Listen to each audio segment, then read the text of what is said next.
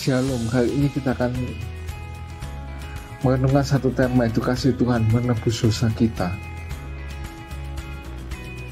1 Petrus 4 ayat yang 8 berkata, tetapi yang pertama kasihlah sungguh-sungguh seorang ayat yang lain, sebab kasih menutupi banyak sekali dosa.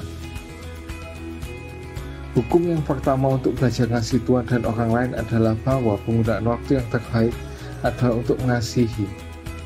Ada dua alasan mengapa kita perlu belajar mengasihi sebagai tujuan hidup kita. Yang pertama, kasih itu menebus dosa kita. Alkitab mengatakan dalam 1 Petrus 4 ayat 8 tadi itu, tapi yang terutama kasihlah sungguh-sungguh seorang akan yang lain, sebab kasih akan menutupi banyak sekali dosa.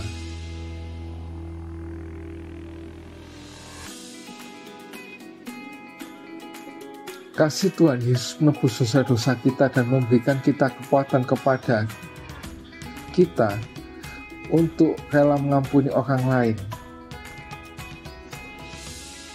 Kita telah diampuni dan kita bisa mengampuni orang lain.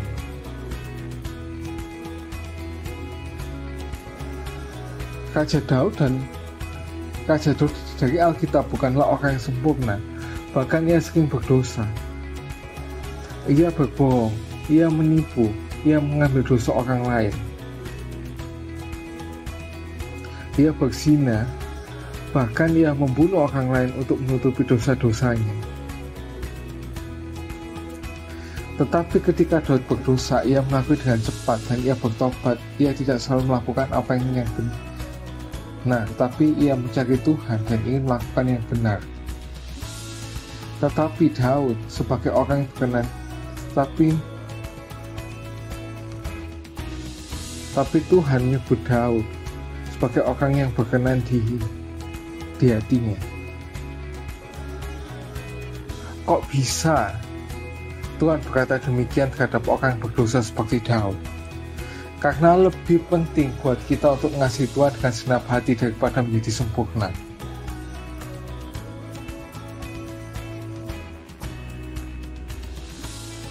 Apakah kita mengasihi Allah dengan segenap hati kita?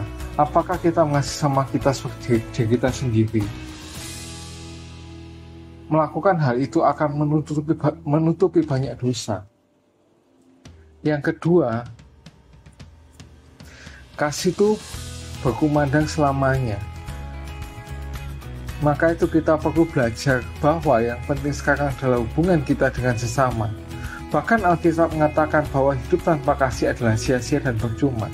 Seperti yang dikatakan di 1 Korintus 13 ayat yang ketiga, versi Message. Dan sekalipun aku membagi-bagikan segala sesuatu yang ada padaku, bahkan menyerahkan tubuhku untuk dibakar, tapi jika aku mempunyai kasih, sedikit pun tidak ada faedahnya bagiku. Jadi, mengapa hubungan kita sering bermasalah? Kalau kita mengerti kasih, kenapa kita tidak punya waktu untuk orang yang kita kasih? Karena kita sibuk, kita melakukan yang terbaik untuk sesuatu yang tidak penting dan mulai menyampingkan hubungan kita dengan sesama. Tapi tidak ada satupun yang bisa menggantikan kasih. Hidup itu bukan soal menggapai sukses, memenuhi jadwal acara atau mencari penghargaan, tapi tujuannya adalah kasih. Jangan biarkan kesibukan membuat kita lupa akan tujuan hidup ini.